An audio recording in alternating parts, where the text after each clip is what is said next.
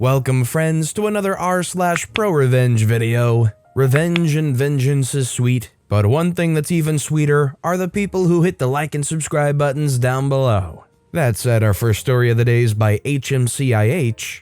Here are all your cigarette butts. I live in an apartment building with a shared stairwell, and all apartment doors facing said stairwell. One day, I opened my door to a ton of cigarette smoke smell. There was a single cigarette butt on the ground a few steps down from my door. Must be a rude visitor, I thought. Nope. For the next 2 days, more and more cigarette butts appeared each day, despite a cleaning lady mopping the floors daily. The smoke smell lingered, and by the end of day 3, I'd had enough. I pulled out some tissues and started picking up cigarette butts. From the first floor all the way up to the 6th floor, 32 cigarette butts. On floor 6, well, what do you know? A crumpled up cigarette box and the plastic wrapper next to it, right by one of the apartment doors. I went up 2 more flights of stairs just to be sure. No more cigarette butts. I'd found the source. I dumped all 32 cigarette butts and the dirty tissues at their door. Since that day, I never smelled smoke or saw a cigarette butt in the stairwell again.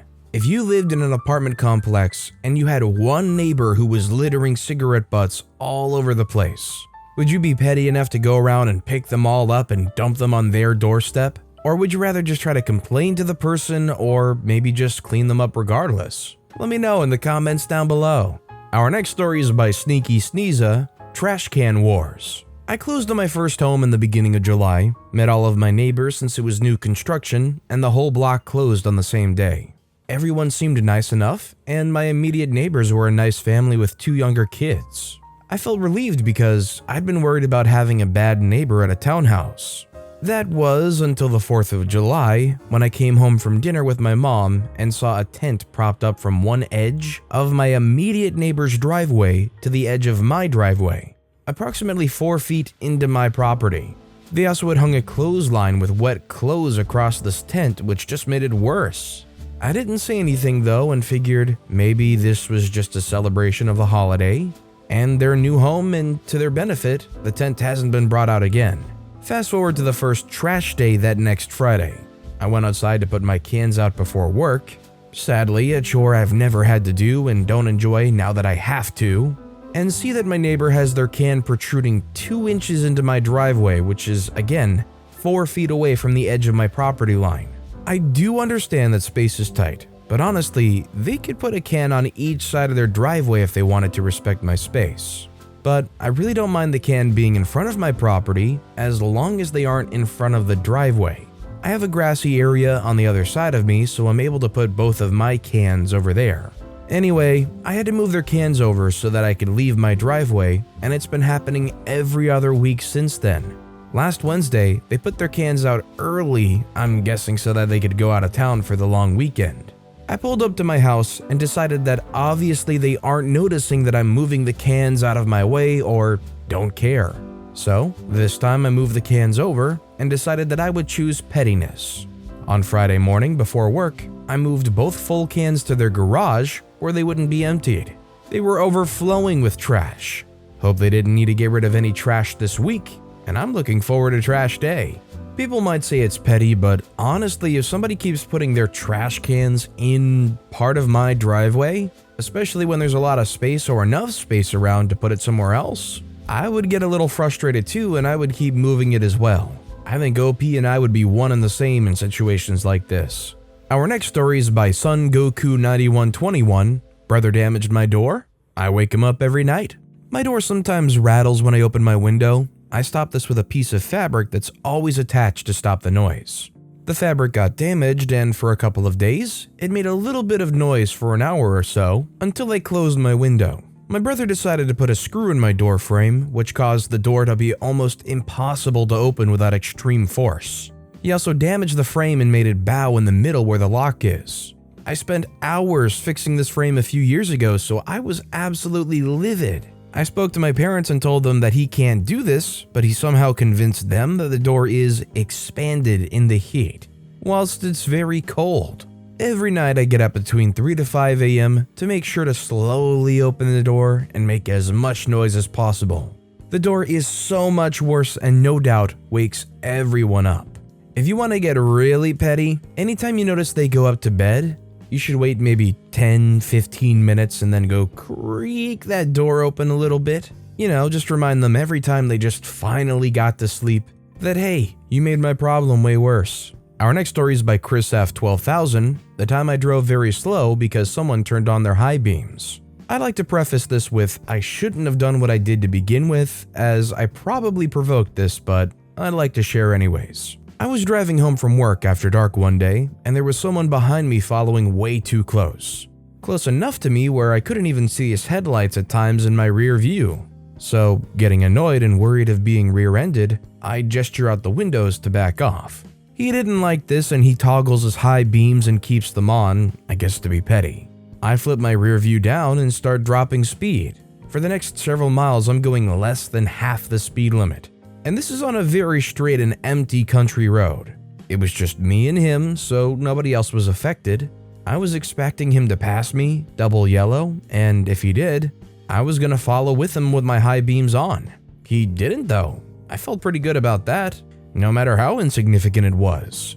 Sometimes I wonder about, do experiences like this lead to people getting like the first ever modifications for their vehicles? I feel like if I had enough experiences where people were high beaming me from behind, I'd want to get like some kind of super powered LED I could flick on the back of my car. Just, you know, return the favor a little bit. Or put some kind of reflective coating over the windshield so the high beams are just ridiculous. Not practical and probably not worth it, but very petty. This next story is by Finn Foxy. Be a jerk? I still your friends.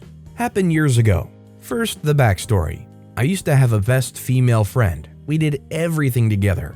No matter if it was an edgy conversation or just drawing, we did everything together. For 5 years, we were best friends. To be clear, we were pretty edgy teenagers. Then the dreadful time came to find a secondary school. She went to a different one than I did, and naturally she found our new friend group. And we kinda did less stuff together. Although we both changed in different ways, we still spent a little time walking to school together. Last year of my school days, she was especially distanced from me. I don't remember why, but she was barely talking to me. We had a lot of fights like some teenagers do and stuff, but in the end it always turned back to friendship. Until one day she straight up started ghosting me, making fun of me, and even spending time with my at the time crush. The last straw that broke the camel's back was when she once again ghosted me while hanging out with my crush guy, and straight up telling him not to text me while they were hanging around. And I saw them on my way home. Back then, I was a jealous mess and that broke me. Now it's revenge time. She told me on a regular she had a crush on a certain guy. I knew him personally, he was a pretty chill dude and we talked sometimes. But I knew she was madly in love with him. I had his number, so I texted him. We talked a lot. I spent a lot of time with him. And I enjoyed her envy look whenever she would see us both, so I started flirting with him too. And surprise, surprise, he told me he knew he was her crush, but I seemed a bit more interesting. He hanged out a bit more and we talked much more, even to the point of him sending interesting pictures. And I made it clear with body language and intentionally hugging and stuff that she had no chance anymore. Well, I never had anything with that guy. I don't talk to either of them, but I did enjoy her envy and angry looks. P.S. I'm not sure it's petty, but I think it was a witch move of us both. We were all stupid teenagers and I think everybody's at fault here. I changed my ways and I don't do stuff like that. I feel like for most people out there, they'll look back on their teenage years and they'll be able to find something they did that was just the result of that teenage mindset where you feel so assured that this is how things are and that you understand it and that you're going to react a certain way. You're doing what you think is right, and then down the road you realize, I was stupid and dramatic. Our next story is by Boomba1330, Jerk car honks at an unsafe left turn.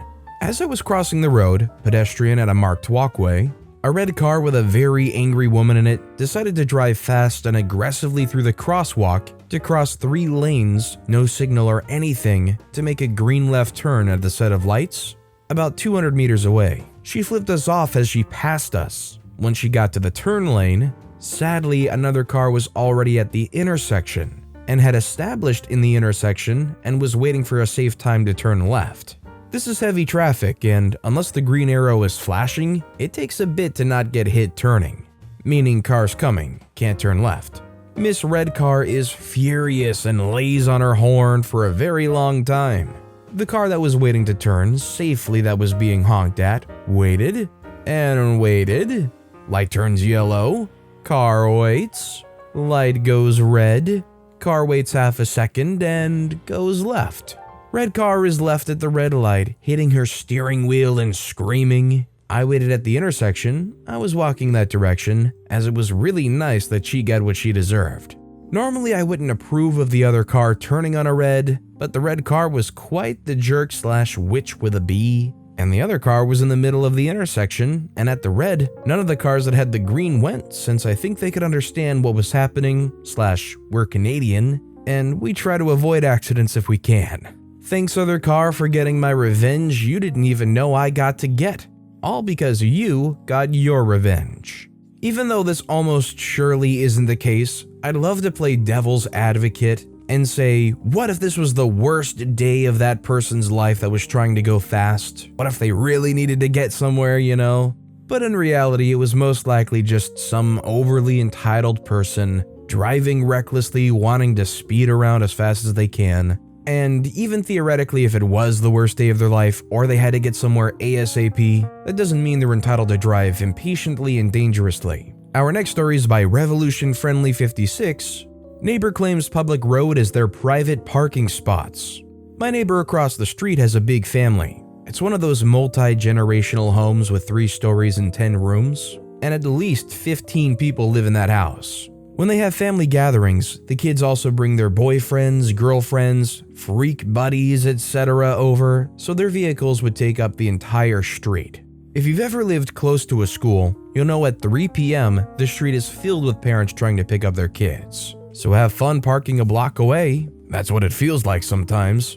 My neighbors feel that they're entitled to parking spots in front of their home, and not just the spot directly in front, but also the 6 to 8 spots across the street and nearby. Because yesterday, I came home to find orange cones out in front of both sides of the street. Guess what I did? I drove over 4 of those cones and parked, then threw the cones on my side of the street into their yard.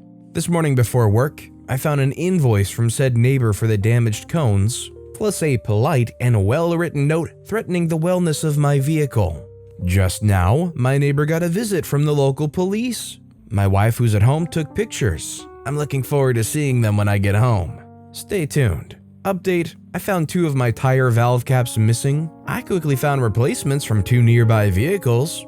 Oh geez, the thought of being caught up in this neighborly battle where you're putting your car's safety on the line and stuff. I would never want to be caught in the middle of that between 2 testy neighbors, but you kind of have to when the neighbor starts to basically decree that they own all the land near around their house. Like as if this is some royal medieval situation where they're just like, this land is ours now and we decree it. Next thing you know, they're gonna get a flag with their family crest on it and stick it in the concrete right in front of your house. And our final story of the day is by Vey Vembo.